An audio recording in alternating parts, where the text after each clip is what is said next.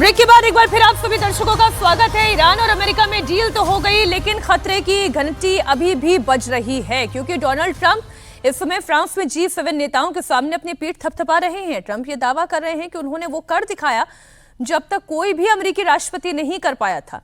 Iran परमाणु हथियार नहीं बनाने की शर्त को मान गया है। डील पर डिजिटल साइन हो गया है। 19 जून को स्विट्जरलैंड के जिनेवा में औपचारिक हस्ताक्षर हो गया है, लेकिन इजरायली पीएम नेतन्याहू ने ट्रंप को बड़ा झटका दे दिया। बड़ी खबर यह है कि नेतन्याहू ने लेबनान को लेकर पेंच फंसा दिया।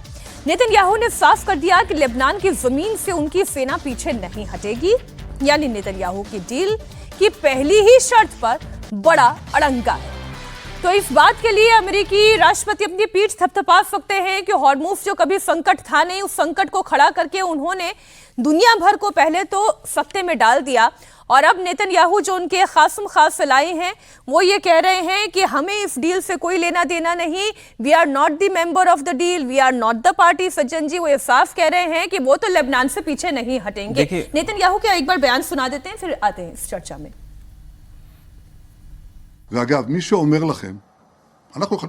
ये समझौता अमेरिका और अमेरिकी राष्ट्रपति ने किया है, जिस पर मैंने अलग अलग मीटिंग में अपनी साफ राय रखी है। दूसरी तरफ मैंने कहा कि हमारे अपने हित सबसे अहम है। पहला, परमाणु खतरे को लेकर हमारी चिंता है। दूसरा, लेबनान के बारे में हमने एक बफर जोन बनाया है और हम वहां तब तक बने रहेंगे जब तक इसकी जरूरत होगी। ईरान चाहता था कि हम वहां से हट जाएं, लेकिन ऐसा नहीं हुआ। अब डोनाल्ड ट्रंप ये जानते हैं कि इजराइल जो कह रहा है वो ये करेगा, क्योंकि कभी अपने कहे से वो पलटा नहीं है। अब जहां तक बात रही लेबनान की, तो इस मामले को सुलझाने के हिजबुल्लाह से वो बात करेंगे, और ईरान ये दबाव बना रहा है कि इस डील को लागू करवाना ये अमेरिका की जिम्मेदारी है। डोनाल्ड ट्रंप अब क्या कह रहे हैं वो आप सुने। We do want to see if we can straighten out the Lebanon thing, because it just seems to just never end, and that's a mini version of what we were doing, and it should not be tough. It should not be tough. So Hezbollah, we have to have a little talk with them.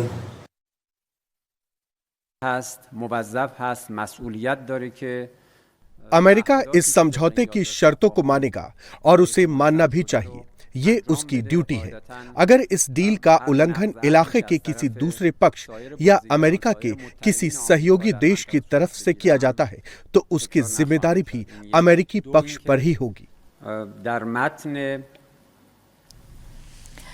ये जो बात हम कल कर रहे थे, और इसी बात का हमें अंदेशा था कि ये डील के मसौदा तो तैयार कर लिया गया है, लेकिन क्या इस पर इजराइल राजी होगा? इजराइल ये कह रहा है कि हम इस पे राजी नहीं हैं। देखिए, यहाँ पे क्या है, दो पक्ष हैं। ट्रंप के लिए ईरान का मसला भी एक फाइल जैसा है कि उसको क्लोज करो और इस झंझट से बाहर निकलो। ट्रंप के लिए इतना ही। लेकिन इजराइल की अगर आप देखें, जब से शुरुआत हुई थी तो क्या था कि फरवरी 28 को ये कहा गया था कि हमारा गोल है कि वहां पे रिजीम चेंज हो। बिल्कुल ठीक। और जितने भी ईरान के प्रॉक्सी हैं, चाहे यमन में हो, सीरिया में हो, या हिजबुल्लाह जो आपका लेबनान में हो, उसको आप खत्म करें। और वहां पे अमेरिकी सेना भी, लेबनान की सेना को तो अमेरिका हर साल $2 बिलियन देता है ताकि आप हिजबुल्लाह जैसे के खिलाफ कुछ ऑपरेशन कर सके। अब यहां पे ट्रंप क्या कर रहे हैं, वो एक जो प्रॉक्सी मिलिशिया है ईरान का, उसको लेजिटिमाइज कर रहे हैं। जब वो इजराइल को कह रहे हैं कि आप उस पर अटैक नहीं करेंगे, तो मिडिल ईस्ट में इजराइल का जो संकट है उसको आपने और बढ़ा दिया।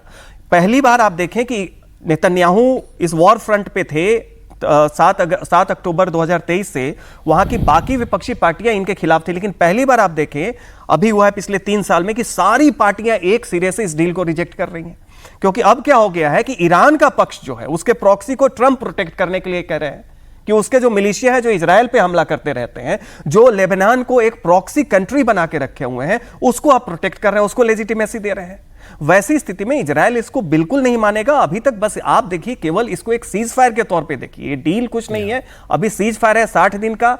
ये कितना सक्सेसफुल होगा ये अभी देखना बाकी है, और इजराइल कतई इस डील को नहीं मानेगा और वो अपनी कार्रवाई करता रहेगा। इसमें एक पेच और ये भी है कि जब ये डील अमेरिका साइन भी कर रहा है, ईरान को मना भी रहा है, तो इसमें ऐसा नहीं कि अमेरिका का अपर हैंड है, इसमें ईरान का अपर हैंड दिखाई दे रहा है। $300 अरब का जिक्र है इस डील में। अमेरिका और उसके सहयोगी देश ईरान को पुनर्निर्माण के लिए $300 अरब का फंड देंगे। ट्रंप इस खबर को हालांकि फेक न्यूज बता रहे हैं। अमेरिका के उपराष्ट्रपति जेडी वेंस ये कह रहे हैं कि ईरान को खाड़ी देशों का गठबंधन $300 अरब का फंड देगा, बशर्ते वो अपनी जिम्मेदारियों को पूरा करे। अब ये देखें, जो चर्चा चल रही है, अगर रिहैबिलिटेशन ईरान का नहीं कर रहा है अमेरिका, तो फिर ईरान इस डील को साइन क्यों करेगा? बिल्कुल, ये तो बिल्कुल इस तरह की जो भी डील होती है उसमें जो जिस देश पे ज्यादा अटैक हुआ था उसका रिहैबिलिटेशन एक मेन पॉइंट होता ही होता है। लेकिन इसमें मेन बात जो सज्जन जी ने कही, देखिए इजराइल के लिए रियल वॉर है, वो वहीं पे है, वो वेस्ट एशिया का, मिडिल ईस्ट का पार्ट है, उसके लिए रियल वॉर है। ईरान में तो ये तो ईरान का भी तो एग्जिस्टेंशियल क्राइसिस ही है, ये दोनों देशों के लिए। ईरान और इजराइल के लिए रियल फाइट है। अमेरिका तो देखिए उसके तो बहुत सारे, उसे कभी अपना वेपन बेचने होते हैं, उसे तेल पे कंट्रोल करना होता है, उसके लिए बहुत सारे वो हिडन ऑब्जेक्टिव्स हैं। लेकिन इजराइल और ईरान के लिए रियल लड़ाई है, क्योंकि वो उस क्षेत्र में रहते हैं उनके पड़ोसी मुल्कों से, और ये क्षेत्र तेल की वजह से, उग्रवाद की वजह से हर समय रहा है टेंशन में। जब हमें नहीं भी पता होता है वहां कुछ चल रहा होता है, जब वैश्विक रूप से नहीं पता होता, तो आपने बिल्कुल ठीक कहा कि ये सीज फायर है, इसको डील मानना, और ये पता भी था कि इजराइल हर चीज में नहीं है, उसके लिए रियल, वो जब तक रेजिम चेंज नहीं होगी तब तक इजराइल नहीं मानेगा, और वो इजराइल ट्राई करता भी रहता है, बिना अमेरिका के भी ट्राई करता रहता है वो अलग अलग। तो डील हो भी जाए, इजराइल चुप हो जाए, इसकी गारंटी अमेरिका नहीं दे सकता। बिल्कुल। और फिर ईरान कैसे चुप रहेगा? लेकिन ईरान से डील के बीच अमेरिका ने पाकिस्तान को बड़ा झटका दिया है। अमेरिकी उपराष्ट्रपति जेडी वेंस ने कहा कि ईरान से डील के लिए हमें किसी की मध्यस्थता की जरूरत नहीं है, हम सीधे ईरान से बात कर रहे हैं। आपको जानकारी दे दें कि पाकिस्तान खुद को शांति दूत के रूप में पेश कर रहा था, लेकिन अमेरिका ने दो टूक कहा है कि हमें किसी तीसरे देश की जरूरत नहीं है। अब याद करें एक पुराना बयान जो पाकिस्तान की संसद में पाकिस्तान के सांसद ने कहा था कि अमेरिका हमें टॉयलेट पेपर की तरह इस्तेमाल करके फेंक देता है। आज जेडी वेंस ने बड़े डिप्लोमेटिक शब्दों में वही बात कही है। नहीं, बिल्कुल वैसा हमेशा किया गया है। आप देखिए, जब जियाउल हक थे 79 में, जब अफगानिस्तान का करना था तो यूज किया, और उसके बाद परवेज मुशर्रफ के टाइम में बिल्कुल ही कहा कि हम न्यूक कर देंगे जब ओसामा बिन लादेन के खिलाफ कार्रवाई है। तो हमेशा से पाकिस्तान की क्या वजूद है? आप देखिए, आपको एक हेड क्लर्क जैसा आदमी मिल गया था जो हर जगह जा के हाजिरी लगा रहा था कि आप ईरान से बात करें, कतर से बात करें, बहरीन से बात करें, सऊदी अरेबिया से बात करें, अमेरिका से बात करें।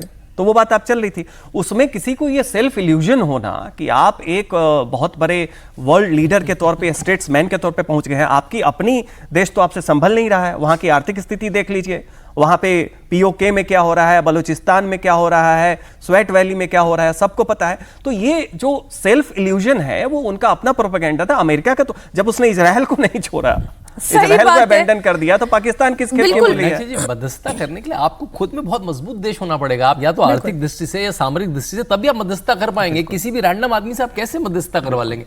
अगर दो बड़े लोगों के बीच में लड़ाई हो रही है तो मध्यस्थता करने वाला भी बहुत मजबूत व्यक्ति हो। नहीं, मैं तो इसलिए सर शुरू से कह रही हूँ कि वो केवल एक कबूतर की भूमिका में थे, जैसे एक पोस्टमैन की भूमिका होती है। एक बड़ी खबर आ रही है, देश में 22 जून तक टेलीग्राम पर रोक। टेलीग्राम पर सरकार ने अस्थायी रोक लगा दी है। नीट पेपर की वजह से यह फैसला लिया गया। टेलीग्राम का मैसेज एडिट फीचर भी बंद हो गया है। तो बड़ी खबर आपको दे दें, 21 जून की तारीख बड़ी नजदीक है। नीट री एग्जामिनेशन की तारीख है। इस बार नो लीक की गारंटी सरकार दे रही है, लेकिन कदम क्या उठा रही है? उसमें से एक कदम आप ये कह सकते हैं शांतनु जी, टेलीग्राम पर रोक लगाई गई है। जी बिल्कुल। जैसे अगर मैं कहूं कि 2014 में व्हाट्सएप पे या इस तरह के केवल 2 या 3 करोड़ लोग थे, इस समय 80 से 90 करोड़ लोग ऐसे प्लेटफॉर्म्स पे हैं। और देखिए, पेपर लीक तो जो प्रिंट हुआ है वो सदियों में हर समय लीक हुआ है, लेकिन मास लेवल में लीक होने के लिए आपको टेक्नोलॉजी चाहिए। तो आपको लीक रोकने के लिए कुछ ऐसा करना ही पड़ेगा। चाइना में जो बड़े पेपर होते हैं उसमें सेटर को कम से कम 3 महीने जेल में डाल दिया जाता है, ऑलमोस्ट जेल में डाल दिया जाता है। जो एग्जाम सेटर होता है वो 2 महीने पहले 2 महीने बाद बाहर नहीं निकल पाता। वहाँ का एक बड़ा पेपर होता है, इसमें करीब 1.5 करोड़ लोग एग्जाम को देते हैं। तो इसको मतलब इसको कुछ लोग कहेंगे भी अतिरेक है, ये तो बंद कर दिया, वो तो बंद कर दिया, लेकिन इस तरह के बड़े कोई भी आयोजन कराने के लिए आपको इस तरह के कदम लेने ही पड़ेंगे। लेकिन अस्थायी रोक से क्या लीक पर अंकुश हो जाएगा? नहीं, देखिए, अभी जो स्थिति, जब तक कि सिस्टमिक फेलियर है और स्ट्रक्चरल चेंज आप नहीं करते हैं, एनटीए को एक स्टैट्यूटरी बॉडी नहीं, तब तक के लिए ये सब जरूरी इसलिए है कि टेलीग्राम में आप बड़े फाइल्स को बहुत ही आसानी से भेज सकते हैं, बजाय कि आप व्हाट्सएप के या बाकी फीचर्स में। टेलीग्राम में ये फीचर होता है, और टेलीग्राम का पूरी दुनिया में अगर आप देखें तो इस तरह का साइबर फ्रॉड के अलावे टेररिस्ट एक्टिविटी में भी सबसे ज्यादा यूज हो रहा है, क्योंकि ये काफी फ्रीडम देता है, अनरेगुलेटेड देता है। एयरफोर्स का आप यूज कर रहे हैं, सेंट्रल फोर्सेस का यूज कर रहे हैं, सीआरपीएफ का फोर्स यूज कर रहे हैं। तो ये सब चीजें वो हैं कि योग दिवस के दिन 21 जून अंतर्राष्ट्रीय योग दिवस को बच्चों का को दिन है। जिम्नेजियम न करना पड़ जाए, तो उसको रोकने के लिए ये सब फीचर जो है निश्चित तौर पे सही है, और इसका असर होगा कि आप पॉसिबिलिटीज को प्रिक्लूड कर रहे हैं, संभावनाओं को खत्म कर रहे हैं। चलिए। लेकिन इसका चैनल बहुत सारे हैं, सेटर से लेकर एग्जाम प्रिंट होने से लेकर उसके ट्रांसपोर्ट, इतने सेंटर, जितनी सारी लंबी चेन है उसमें इतने सारे और वहां threads पर भी हैं। ह्यूमन इन्वॉल्वमेंट Human जहां पर भी involvement, होगा हर वहां जगह पर human आपके लीकेज involvement का है। खतरा होगा। जब तक इस, देखिए, केवल सोल्यूशन सीवीटी है, एक लार्ज क्वेश्चन बैंक जिसमें हजारों क्वेश्चंस हो, जो आप सेटर है, मैं सेटर हूं, ये सेटर है, किसी को ना पता हो कि मेरे क्वेश्चन आएंगे ना। Large question bank algorithmically internet से आके, और वो जो सिस्टम हो वो इंटरनेट से कनेक्टेड ना हो, जैसे ईवीएम मशीन होती है वो लैन से कनेक्टेड हो। वही सोल्यूशन है जो आईटी जेई में, जो यूजीसी के एग्जाम में, जो सीयूटी में हो रहा है, वो ही नीट में होना पड़ेगा। बड़ी संख्या अच्छा, है। एक खबर मैं लेना चाह रही थी, मैं अंतर्राष्ट्रीय खबर पे जाऊं उससे पहले आप जानते हैं जेपी नड्डा की मुलाकात हुई है, बड़े बड़े नेता बैठे हैं और उसमें चर्चा का मुद्दा, मुझे नहीं लगता कि कौन पदाधिकारी कहाँ क्या जिम्मेदारी लेगा, चर्चा का मुद्दा तो यही रहा होगा कि बच्चों का भविष्य क्या होगा, और दूसरा राम मंदिर का मुद्दा। सचिन जी, देखिए, अभी दो चीजें जो है, जो ग्राउंड फीडबैक है, चुनाव बीजेपी भले ही जीत जा रही है, लेकिन बहुत लोग ये बता रहे हैं कि लोगों में आक्रोश है, खासकर नई पीढ़ी में, जिस तरीके से आरएसएस के लिए भी यही कंसर्निंग पॉइंट है। बिल्कुल फीडबैक मैकेनिज्म आपका है अगर दुरुस्त, तो आपको पता लगेगा कि आपको चुनावी जीत जरूर मिल रही है, लेकिन आपके कोर वोटर्स में, बाकी की छोड़िए, हर परिवार में, जैसे अभी हम लोग बात कर रहे थे, हर परिवार में एक बच्चा है जो 10वीं की, 12वीं की, नीट की का एग्जाम दे रहा है। और आजकल ये जो जनरेशन है, अभी की युवा पीढ़ी को आप जेनजी बोल रहे हैं, पहले मिलेनियल थे, ये एंकर बन रहे हैं अपने घर के। तो ये फीडबैक में ये जो आक्रोश है, ये आक्रोश अभी आपको चुनावी तरीके से नहीं दिख रहा है, लेकिन अगर ये लंबा रहा तो वही हाल होगा जो सत्ता में बहुत लोकप्रिय पार्टियां पहले आई और सत्ता में आने के बाद बिल्कुल कॉम्प्लेसेंट, शिथिल हो गए। और मीनाक्षी जी, होता क्या है कि आप कितना भी अच्छा काम कर दें, एक जो अंत का आपका थोड़ा भी खराब काम है वो सब पे सुपरसीड कर जाता बिल्कुल है। ठीक वो बात है। कोई ये नहीं कहेगा कि आपने इतने सारे मेडिकल एग्जाम लग के नीट ले आए, आपने एनटीजेसी बना दी, एक एग्जाम खराब हो गया, वो आपके सारे अच्छे काम पे पानी फिर जाएगा। कि आपने आईआईटी के, देखिए, पहली बार कि भारत में सांस्कृतिक चेतना का पुंज राम मंदिर का निर्माण तो कर दिया, लेकिन उसके अंदर भ्रष्टाचार हो गया। हाँ, वही होना चाहिए कि भाई आध्यात्म और धर्म सब आ रहा है, लेकिन उसके कुछ लाभार्थी बन गए हैं, ये भावना अगर आ गई, ठीक है, तो ये आपके लिए बूमरैंग कर जाएगा। इसलिए वो जो जेपी नड्डा, नितिन नवीन सब बैठक में जब एक साथ बैठे होंगे तो चर्चा का मुद्दा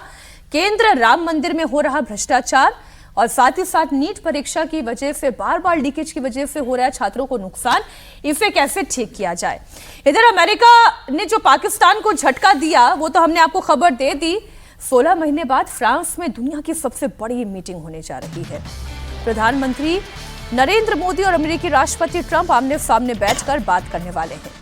आज नरेंद्र मोदी फ्रांस में G7 समिट में शिरकत करेंगे और इस दौरान वो G7 नेताओं से मुलाकात करेंगे। कनाडा, यूके, यूएई के नेताओं के साथ बायलैटरल मीटिंग होगी। लेकिन नजर तो इस बात पर है कि कल क्या नरेंद्र मोदी और ट्रंप की मुलाकात होगी। भाई, मुलाकात तो होनी है।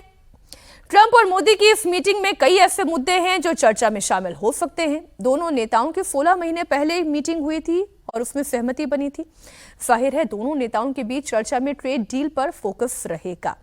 तो G7 का मुद्दा है, लेकिन शांतनु जी, इंडियंस का इंटरेस्ट ये है कि अमेरिका और भारत के रिश्ते लगातार टर्बुलेंट फेज में रहे हैं, वो खट्टे मीठे रहे हैं, और ट्रंप जिस तरीके के व्यक्ति हैं वो कब क्या कहते हैं और क्या कर जाए इसकी गारंटी वो खुद भी नहीं दे सकते। ट्रंप 1 में तो मोदी सरकार की बहुत अच्छा तारतम्य था, यहाँ तक कि ऑलमोस्ट एक दूसरे का चुनाव प्रचार तक हुआ उस समय। लेकिन ट्रंप 2 जब आए तो वो एक अलग ही वर्जन था, बना अनप्रेडिक्टेबल था, और भारत देखना चाहेगा कि क्या वो वापस आता है। वो एक तरह से गाड़ी वापस आती हुई दिख रही है, चाहे वो टैरिफ हो, जिस तरह की बयानबाजी हुई, जिस तरह से उन्होंने बिलिटल करा कि हमने आपका वॉर रुकवा दी, हमने तो ये कर दिया, वो कर दिया।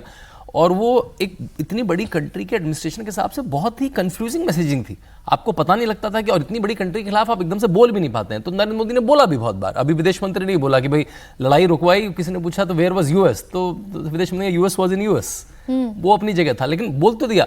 तो इस सब का मेरे ख्याल से एक सेटलमेंट भी होगा कि आप इतनी बड़ी कंट्री होके, इतनी जिम्मेदार कंट्री होके ऐसे गैर जिम्मेदाराना स्टेटमेंट नहीं दे सकते जो दूसरे को अपने देश में आके सेटल करने पड़े।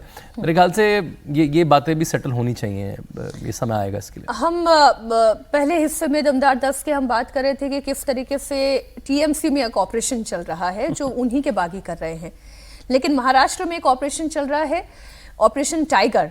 शिवसेना यूबीटी को बचाने में पार्टी प्रमुख उद्धव ठाकरे जुटे हुए हैं। उद्धव ठाकरे ने पहले सांसदों की बैठक बुलाई थी, अब उन्होंने विधायकों की बैठक बुलाई है।